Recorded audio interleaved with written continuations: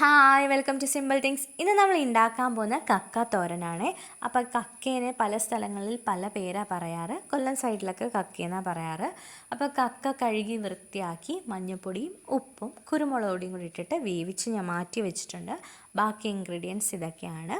അപ്പോൾ ഒരു ചട്ടി വെക്കുക. അതിലേക്ക് കടുക് പൊട്ടിച്ചതിന് ശേഷം കരിയാപ്പിലയും ചെറിയുള്ളിയും പച്ചമുളകും തേങ്ങാക്കൊത്തും കൂടി ഇട്ടിട്ട് നല്ലോണം വഴറ്റി കൊടുക്കുക. അപ്പോൾ ഇതിലേക്ക് ചെറിയുള്ളി ഇല്ലാത്തവർ സവാളയും ആഡ് ചെയ്ത് കൊടുക്കാം. പക്ഷേ ചെറിയുള്ളിയാണ് ബെസ്റ്റ്. ഈ തോരൻ്റെ ആ ഒരു ടേസ്റ്റ് കിട്ടണം എന്നുണ്ടെങ്കിൽ ചെറിയുള്ളി ആഡ് ചെയ്യുന്നതായിരിക്കും ബെസ്റ്റ്. നിങ്ങളുടെ കയ്യിൽ ചെറിയുള്ളി ഇല്ലാന്നുണ്ടെങ്കിൽ സവാള ചെറുതായി അരിഞ്ഞത് ഇട്ട് കൊടുക്കാം. അപ്പോൾ ഇത് നല്ലോണം വാടി വരുന്ന സമയമാകുമ്പോഴത്തേക്ക് നമുക്ക് ഇതിലേക്കുള്ള തേങ്ങയുടെ മിക്സ് റെഡിയാക്കാം.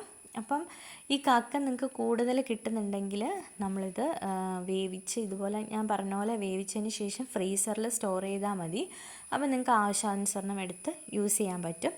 തേങ്ങയിലേക്കുള്ള മിക്സ് മല്ലിപ്പൊടിയും മുളക് പൊടിയും മാത്രമാണ്. അപ്പോൾ അതൊന്ന് ക്രഷ് ചെയ്തെടുക്കുക.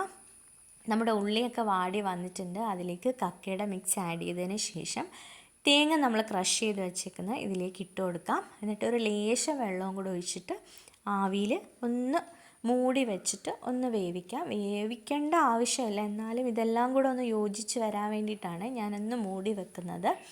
അപ്പോൾ ഇത്രയേ ഉള്ളൂ. ഈസി ആയിട്ടുള്ളൊരു സംഭവമാണ്. നിങ്ങൾക്ക് എപ്പോൾ വേണമെങ്കിലും ഇങ്ങനെ കൂടുതലായിട്ട് കിട്ടുമ്പോൾ ഇങ്ങനെ സ്റ്റോർ ചെയ്ത് വെച്ചിട്ട് പെട്ടെന്ന് ഉണ്ടാക്കാൻ പറ്റുന്നൊരു ഐറ്റമാണ്. അപ്പോൾ ലാസ്റ്റ് ഒരു നുള്ളു കുരുമുളക് പൊടിയും കൂടെ വിതറി കൊടുക്കുക. അപ്പോൾ ബായ്, നാളെ കാണാം.